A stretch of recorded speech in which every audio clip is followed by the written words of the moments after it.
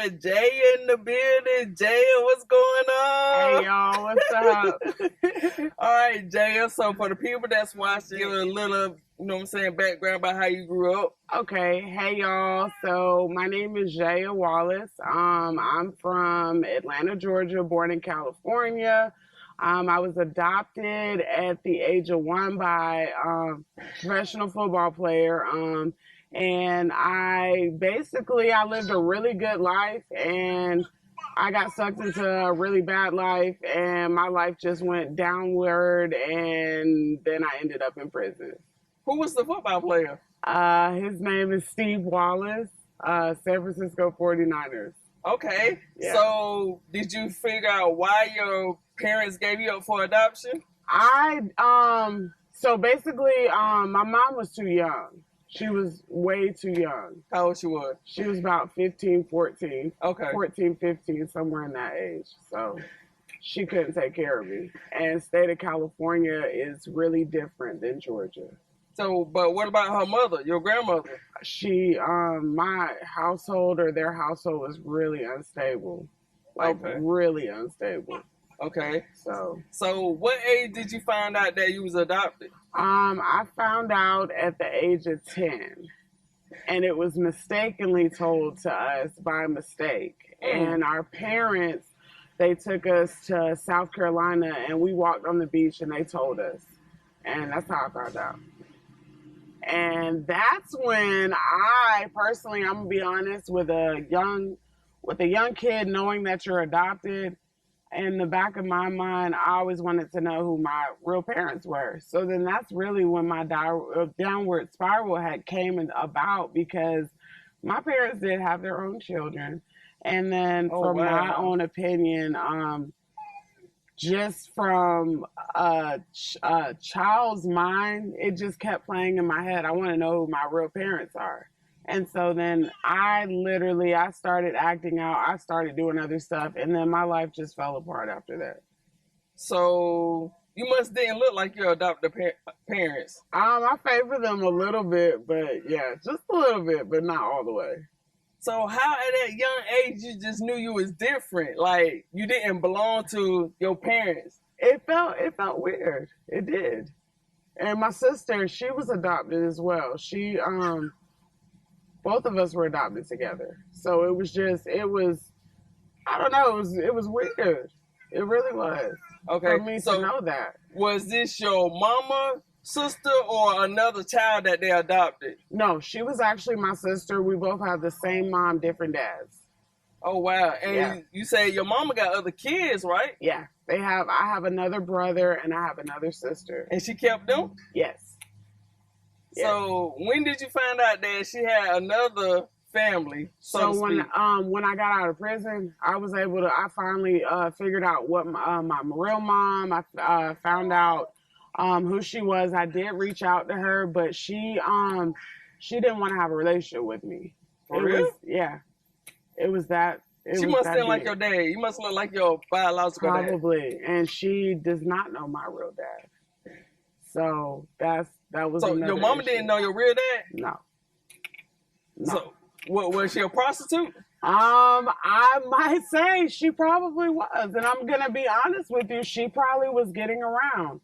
I don't know what, but generational curses are real. So she probably was doing a lot of stuff because I was doing everything she was doing. Okay. So it was like she probably was, honestly, because she didn't know. Okay. So what was your lifestyle being the child of an NFL player? What was going on? You got the new shoe, the new clothes, you know what I'm saying? Fly. It was awesome. My parents they were strict, but we did a lot of stuff. When I say a lot of stuff, we got to go across seas. We got to go to football games. We got to experience a lot of stuff that a lot of people didn't I lived in a really big mansion. I had like, You had the everything. maids? Yeah. Okay then. We had it all. Deep Nannies, pockets. We had a lot of stuff. Okay then. Okay. Shout out to stepdaddy. So, do you call him daddy? Are you still in contact with him? I do. I did do a lot of stuff that led up to my incarceration that had them to not talking to me anymore. But since I've gotten out and I've changed my life around, I've been able to, like, we're slowly restoring that. It's taking a process. Okay. Because I did a lot of stuff, a whole lot of stuff. Okay. So, what age did you started getting in trouble? At 15. Okay. So, what did you start to do? Was you into boys? Did you get into drugs? So, I got addicted to boys. So was you punching? You know my folks want to know. You know my fans want to know. Was you giving up that poo-poo at 15? Not yet. Okay. I'm going to be real honest with you. I literally, at 15, I got a boyfriend. We weren't allowed to have boyfriends. My parents were set on that. So I started dating this guy. He was a senior and I was a freshman. And he got me to start skipping school with him. We did try to have sex. It didn't work the first time. It hurt too much. Okay. It worked the first time. Not yet. Okay. But I skipped school. I kept going. I kept going around him, and then when I started getting in trouble at home, that's when I started running away. I would run away. I'd get in trouble, and then I'd leave home. I say, what kind of trouble you were getting at home? Was you talking bad, being disrespectful? You can't tell me what to do. I'm 15. I know what's going on. That type of stuff. It was dumb stuff. I stole my dad's Super Bowl necklace and was wearing it to school, and I know I shouldn't have been wearing that. I was lying about stuff. I got caught with condoms in my pocket, but I wasn't having sex. It was something really petty that was going on, but it was a lot of stuff I did, and result of it before I got a whooping, because you know we get whooping. Yeah. Guess what? I'm gone. I'm leaving. Okay. So I would go to his house, and that's how everything started. With me running away. And my ex-boyfriend, what happened was he broke up with me because the police kept getting involved. My parents were hiring private detectives to find me, and they kept finding me. And if you go into the hood, because I live in Buckhead, he stayed in Bankhead. So okay. Buckhead, but those from ATL, you already know what they did. Yeah. Good side. She said she had the maids, so you know what's going on. Y'all was in the Rolls Royce. Yeah. Y'all was in the Rolls Royce. I'm not. Y'all was in the Bentley. We was trying. We was nice. Okay. Yeah. It was nice, but he the police got involved, and you know the police ain't supposed to be in the hood. So he broke up with me. So then I ended up catching the train. I didn't know how to ride it. I ended up meeting another guy, and then this guy let me come to his house. Then I got caught again, and then I ended up back in jail. They put me on house arrest, let me back to my parents' house. I kind of got in trouble again, and I cut my house arrest off. I stole my parents' Mercedes. I wrecked it. I ended up somewhere else, and it just like went downhill. Then I got sucked into prostitution. Then I got sucked into drugs. So my fans, we want to know. You want to know how we do a pink confinement, because they're going to be like, Pink, why you ain't asking? So how did you get taught into selling them, and what was your prices? Because my fans, they going to want to know, what was the prices, how you started selling, who got you to start selling it, and how you started doing drugs? So basically, the last time that I ran away, of course, when you're a runaway, you really don't know nobody. You really don't, you're just out there. So of course, there's a lot of people out there preying on people. So my friend that was supposed to be my friend, she was really close with me, and I was staying with her. She knew my situation. I had just met her and everything. Well, she introduced me to a guy named G. And G ended up being a pimp. And long story short, she ended up selling me to him. No, how much she selling you for? I have no idea. I just know that he told me he was, in the end, when all of it came out, she did tell me that she did sell me to him. And so I ended up working for him, and he was posting me online. So I was like sleeping with people for $150, $200, $300. So did he have to beat you? No, like, he actually did he break didn't. you in? No. Okay. He actually treated me really nice. He bought me all this stuff. He was really nice to me. He actually got me to the point where I actually fell in love with him. So then he was able to manipulate. He got control of my mind. That's basically what happened. So I want to know, and my fans want to know, so how do the pimp work? You give him all your money? Yeah. Why you give him all your money? I never knew why. I just know that once I made the money went to him. And anything that I needed, he bought it. He controlled everything. I had no control over nothing.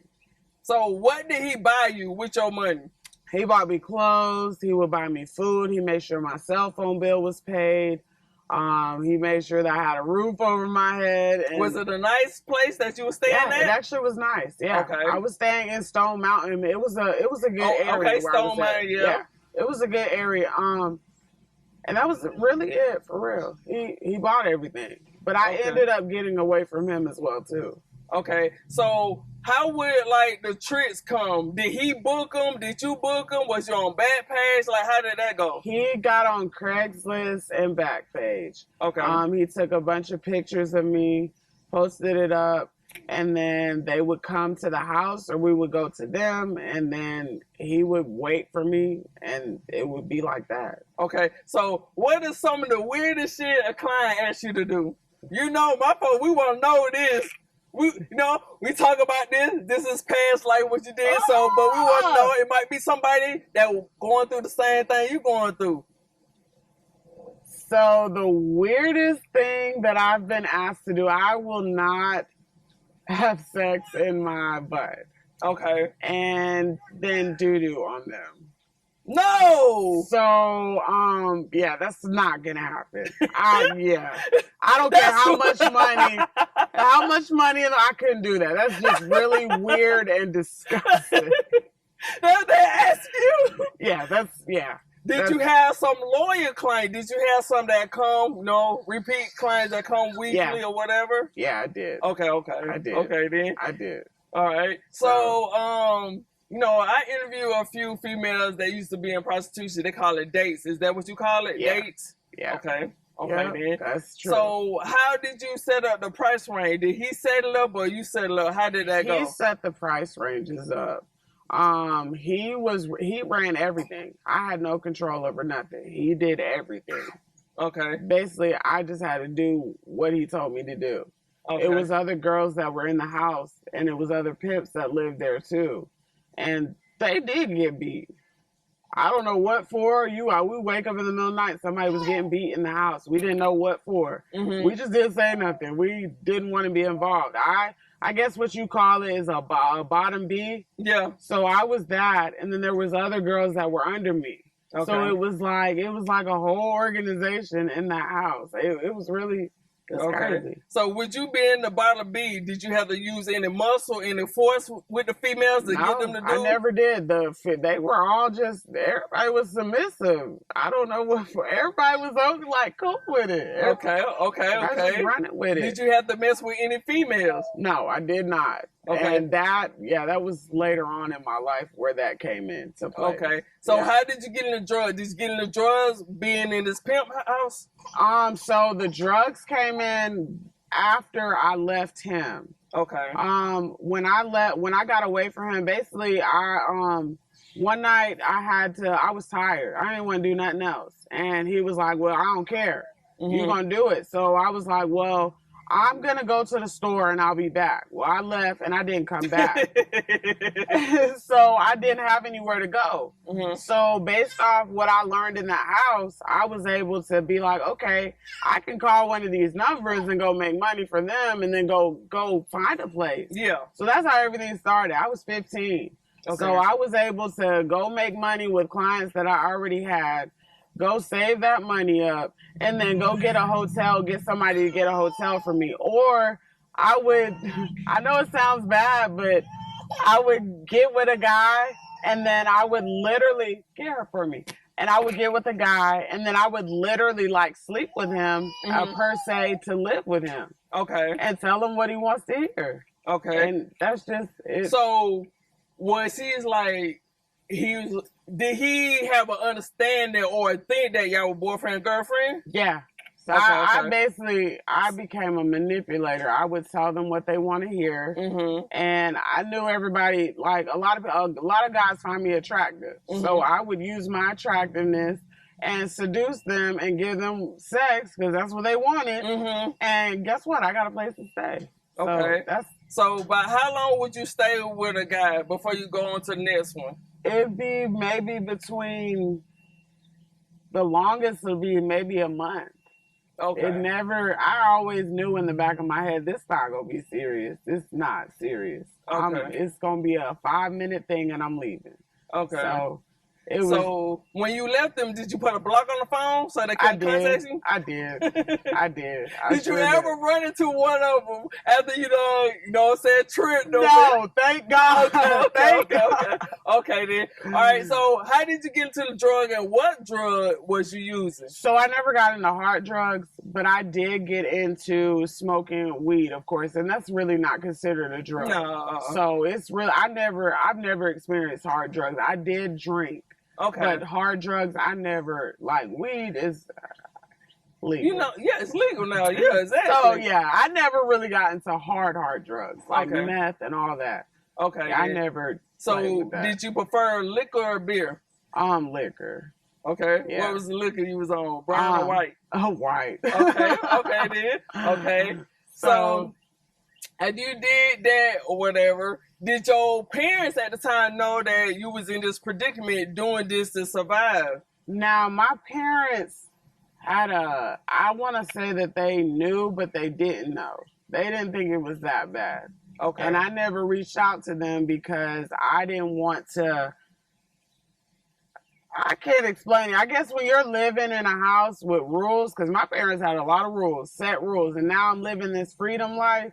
It's like I wanted to go home, but now I've been transformed to this world over here, and I'm having fun over here. I really didn't want to go home. Yeah. But the whole time, thank God, my parents had somebody following me all the time. Okay. So I had a private detective following me, and then eventually I would always get locked right back up and go to jail because I was on probation for runaway, and I was a delinquent to the state. Okay. So it's just, I never really reached out to them and called them. I do remember it was one night I did sleep in an abandoned house, and I was at my last end.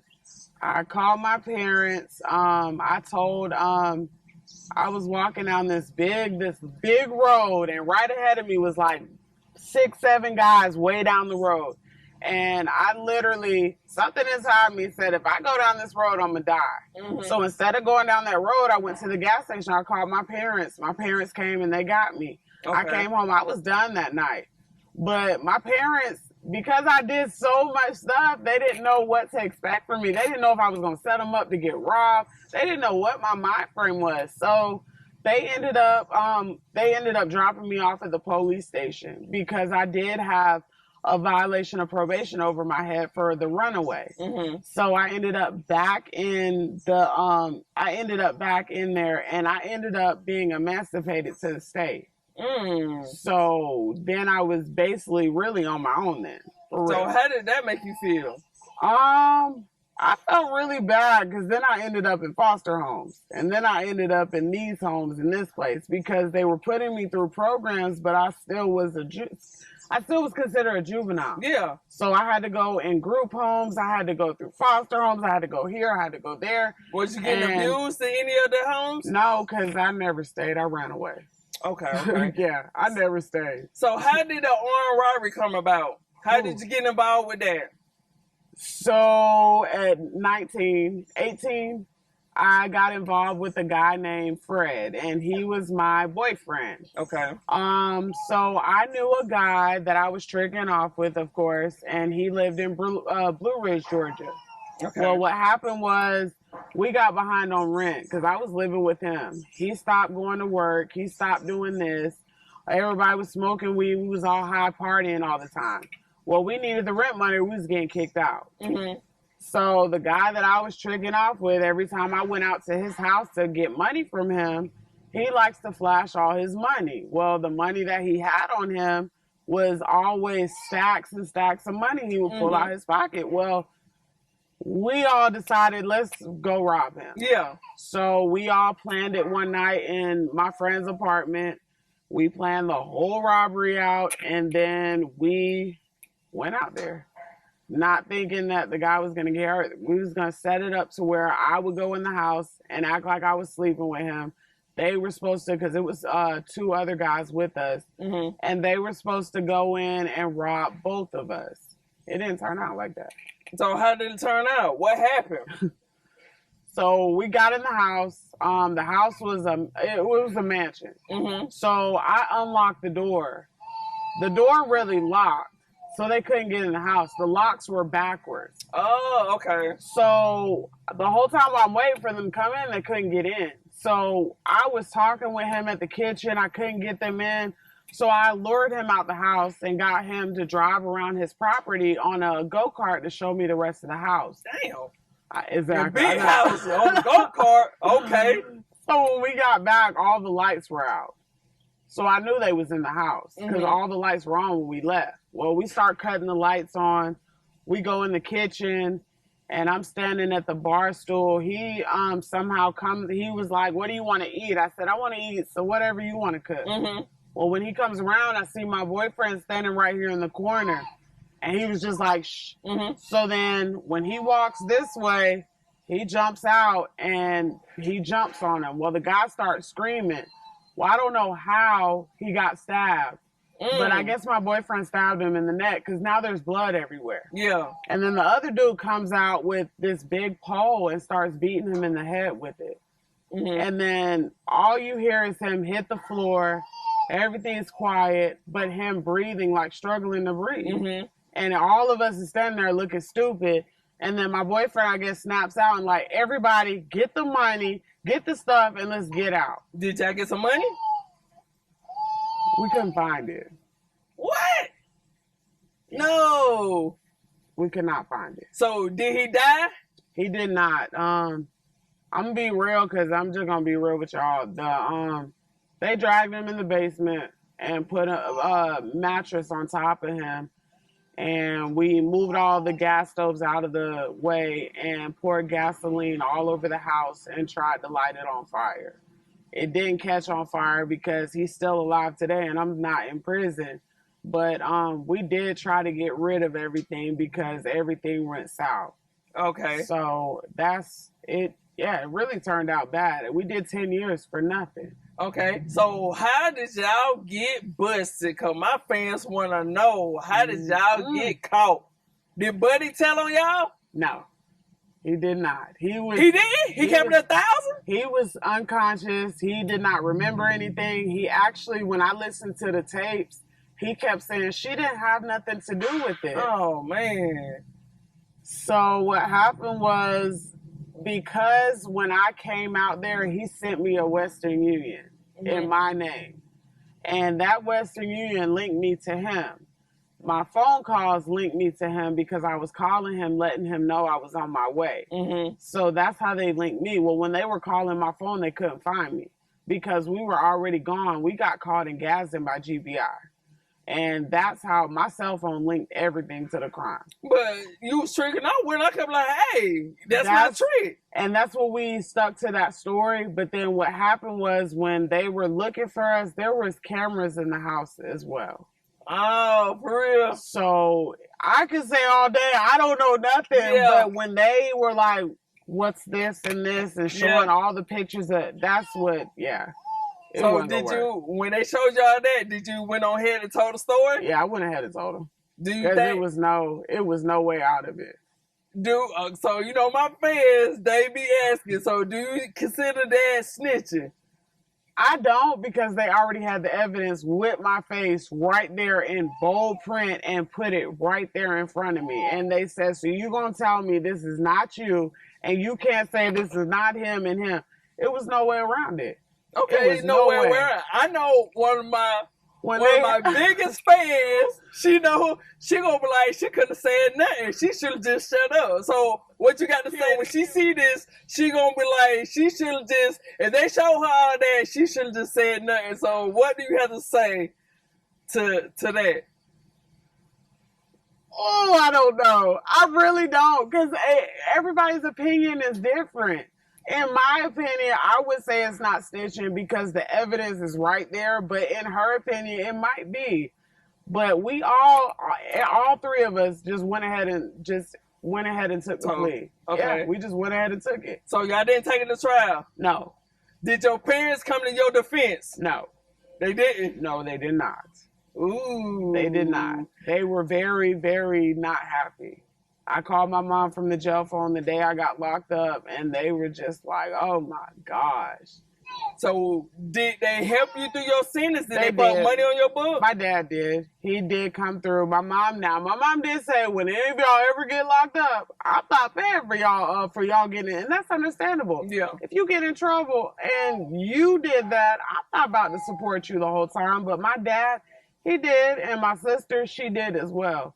And my brothers, they did come up there and see me from time to time. So it wasn't like they completely cut me off, but they did help me down for it. Okay. So you took a plea. So did you have a paid lawyer or you had a public defender? It was a public defender. Okay. So Pretender. Yeah. So if they didn't have no evidence, would you have a paid lawyer or it still would have been a pretender? Now, if they did not have evidence and put those pictures in front of me, I would have been like, I don't know what y'all talking about the whole time.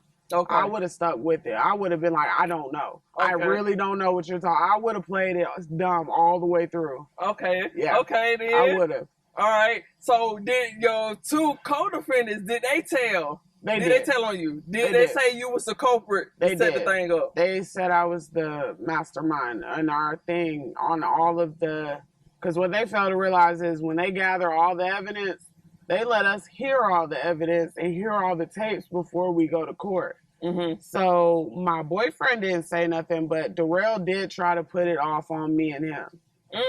So it was like all of us it was bad. Do you talk to any one of them?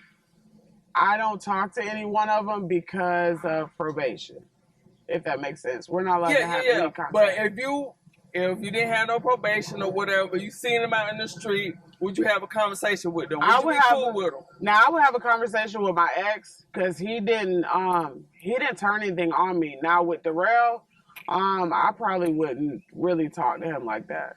Okay. But as far as I don't know. I really wouldn't know. I probably would keep it cordial with him if I saw him.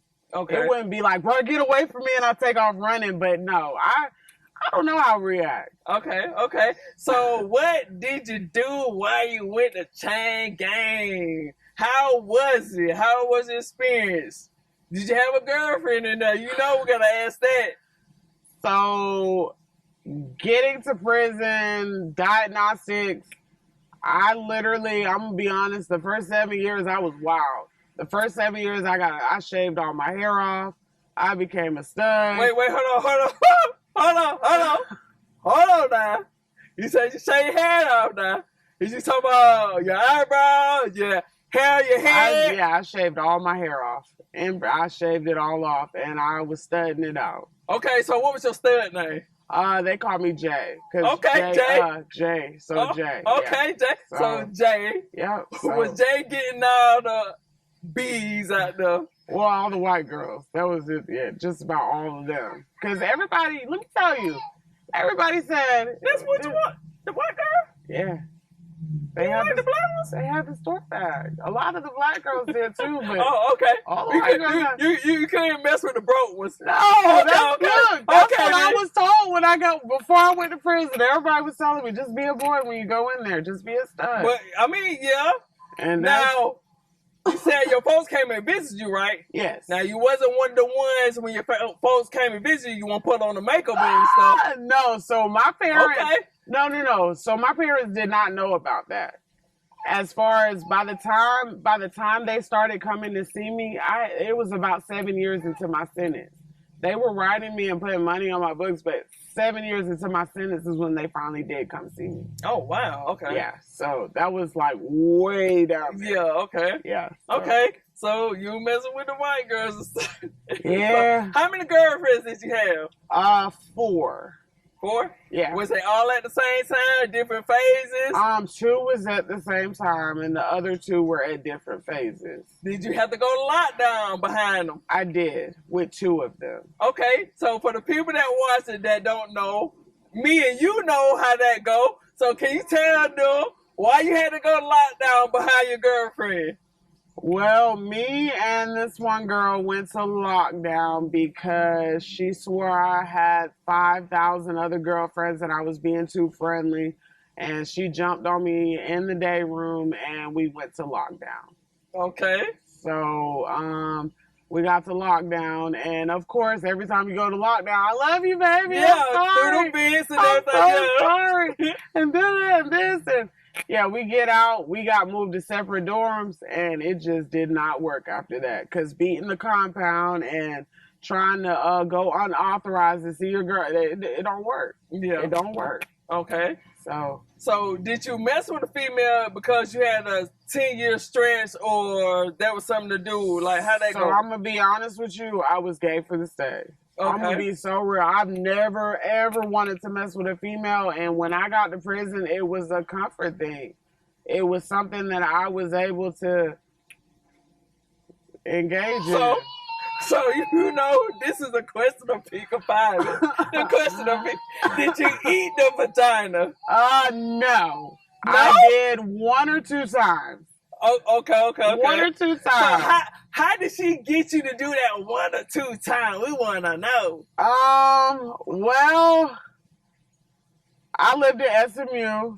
So SMU was kind of hard to do stuff like that. But we were... my parents, we waiting on this answer.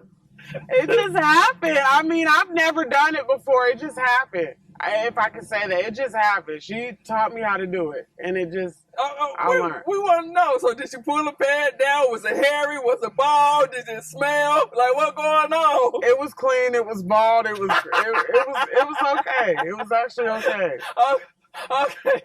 Okay.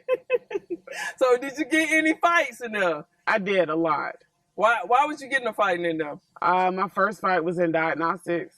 A girl tried me, and like what's the name was telling me in jail, she was telling me that you can't let nobody think that you're soft in there. Yeah. So a girl said something to me, and we got to fight in the cafeteria. That was my first fight, and then after that, I just was like, oh, this is fun.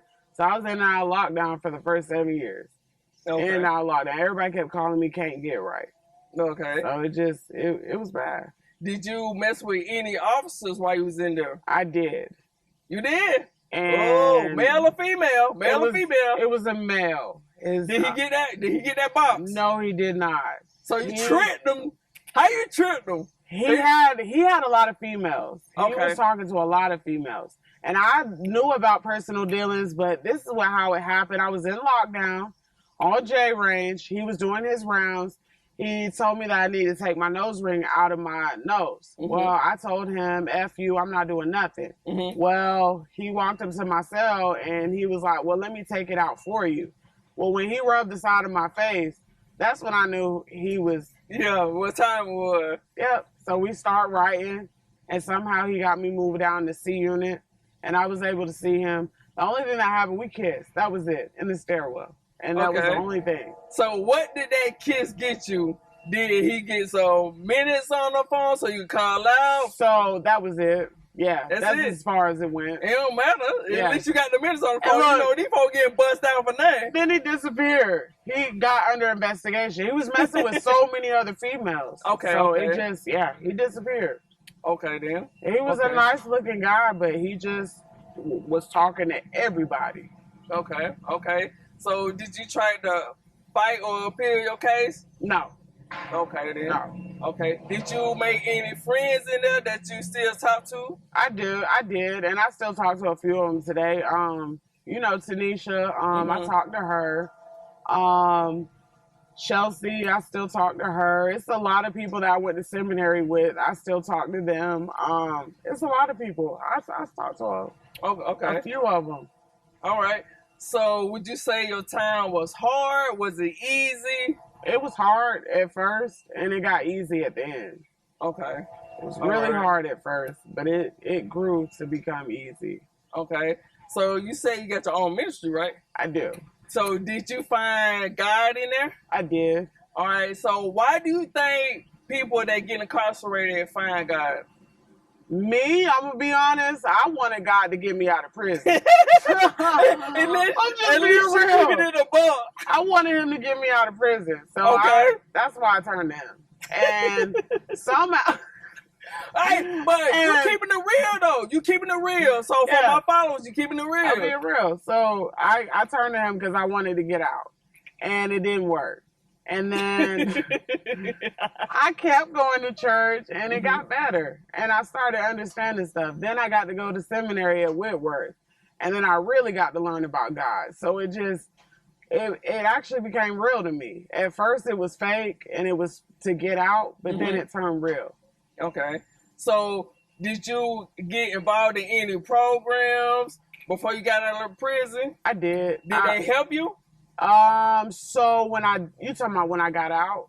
No, when you was in there, is there any programs that really help you? Keep it a buck, because the people that never been to prison, they want to know. I'm gonna be real with you now. There's classes that they give us in there, but they don't care. They just want to hurry up and get us out.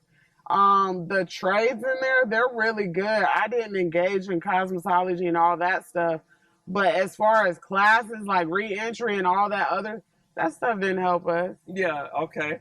All right. So what did you do when you got out? When I got out, I went to TC. Mm-hmm. For the people that don't know what that is, can you explain to them? It's the transitional center. You're still in prison, but then you get to go out to work. Because if you mess up, they sending you back to prison. They show no fears with the quickness. With the quickness. Yes. So, you know what? I forgot about that. I did go back to prison. But it was because I had a warrant. They sent me back. I did about 3 months. It's a lot of people that was like, what the heck just happened? Mm-hmm. I did 3 months. I had got my cell phone. I phased up. I was working at Huddle House. And when I got back, I can't remember her name, but when I got back to the TC that day, she told me to pack all my stuff. I was going back to prison because I had a hold on me in another county. Well, that hold was from when I was 17. And I don't know where it came from. Mm-hmm. So they sent me back across the fence. I did 6 months. One of the wardens there, they were working hard to get me back. Well, they told me I couldn't go back because I had 3 months left. So I ended up, I don't know how they got me to get back, but they ended up getting me back. I did the rest of my 3 months, and then I was able to get out. When I got out, I ended up linking up with this lady that came into the prison and was doing Bible study with me all the time. And I ended up living with her. Okay. And I ended up eventually getting married. I ended up having a kid. And then my marriage turned into a nightmare. My husband started beating on me. Okay. It got really bad, really, really bad. And I got to the point where I start hiding from him. I ended up in battered women's shelters and I was running from him. He put my parents in danger. It was really, he was threatening my parents. He got on live and slandered my dad's name, trying to get clout to become famous. And it just got really bad. Well, I finally got divorced. And then that's when I finally just started diving into my word and getting back on track. And then that's when I branched off with that ministry that I started. Okay. Then. So what is your ministry about for the people that watch and want to know, and what's it called? So my ministry is Soldiers for Christ. The ministry basically right now, I go out in the streets and I preach the word of God. I don't force the word on anybody, but I do. I literally post up at parks. I plug up my speaker and I speak the word of God, and then I write Christian rap music. So I rap and I tell people the word of God. We give out food to the homeless, and then we're also trying to branch out into other stuff. Okay. So say you was out in the park and me and my wife was walking by, would you preach the word of God to us? No. And why? This is because in reality, I'm gonna be honest with you, I don't preach to anybody. I just go out there and I just speak. Okay. And if anybody wants to listen, then they can come listen. Okay. So it's like a street ministry. It's per se, I'm not going up to anybody and saying, you need to do this, you need to listen to this, you need to, hey, come over here and listen to the word. I just stand there. You ain't gonna knock on our door and give us a brochure? No. Okay. No. I just stand there and then like I've actually had people come up and they'll listen. Like I don't want to force anything on anybody. I want them to come to me if they want to hear it. And that's why I stand. That's why I go to the park and talk. Because I mean, you can talk freely in a park. Yes. And then if anybody wants to hear it, then they can hear it. And I try to make sure that my message of what I tell people is never condemning. Because like I tell everybody, God is gracious. And like I tell everybody, you're sinning like me. And we're all doing something every day. We all are doing something. God is gracious. He's not condemning anybody. And a lot of people like to do that. Homosexuals, I love all of them. God loves them just as well. Everybody. God loves everybody. Okay. Everybody. So if you was out there and me and my wife went up to you and wanted to hear you, you wouldn't tell us we're going straight to hell? No, I actually would not. Okay. I would not. Okay, it's not my place to tell you that. It's God. That's God. But do you think we're going to hell? No, my opinion, I can't tell you if you are or not. I don't know. Okay. So I don't have the right to tell you where you're going. Okay, then. Okay, I'm not your judge. I can't tell you. True. Okay, I respect that. I respect that. Yeah. All right. So what was the first thing you did when you got out? What was the first thing you ate? The first thing I ate, dang. What did I eat? I don't remember. Okay. I want to say, I don't even remember. I know I got my hair and nails done. I do know that. Okay, I have no idea what I ate, though. I do know I did get my hair and nails done. That was the first thing. Okay, then. Yeah. So how does it feel to be out, to be free, to turn over a new leaf, to have your ministry? How does it feel? Let me tell y'all something. It feels so great. Okay, then. Look, I was listening to my mom. I thought I would never get. I'm so happy. I want to jump up and down right now. I'm so happy. I'm glad I don't have a life sentence. That's great. I'm so glad. So, if you could leave a message with the people and for your victim, what would you say to your victim if he was to walk up here right now? What would you say to him? And that's crazy because I did write him a letter. You did? And I did tell him, I asked him to forgive me for what I did because I just was really in a messed up state when I was young. Right before I got out, I wrote him a long letter and I gave it to GBI and told him, I'm sorry for what I did. I really am. I wish it could have been different, but at that time and moment, I was money hungry. And I did. I wrote him a long letter and I apologized to him and his family. I really was sorry. Okay. I really was. Okay. So I did apologize to him and I told him I'm glad that he lived through everything and that, like, he didn't die. He got a second chance, too, and I really sincerely apologize. Okay, then. So hopefully one day he see this and see that, you really is genuinely sincere. That's true. So what message do you want to leave to the females that going through the same path, that's in the prostitution or running away from home? What would you say to those females? Honestly, I would say you're going to have to make a choice. It's a choice. I can't tell you what to do. It's a choice, but my end result was prison. And it's just, that's going to be the end result. It really is either prison or dead or overdose or something. And you can just make one choice. It's people out there that care that will help you. It's people out there you can reach out to help you, but it's all in a choice. I can't force you to do anything, but I would say that you got a choice to hear my story and hear the end results of mine and then make a decision to go the other way if you want to. Or you can learn from your mistakes when you get there. That's just how I look at it. Okay. I don't like forcing people to do something. I always say you got a choice. Okay.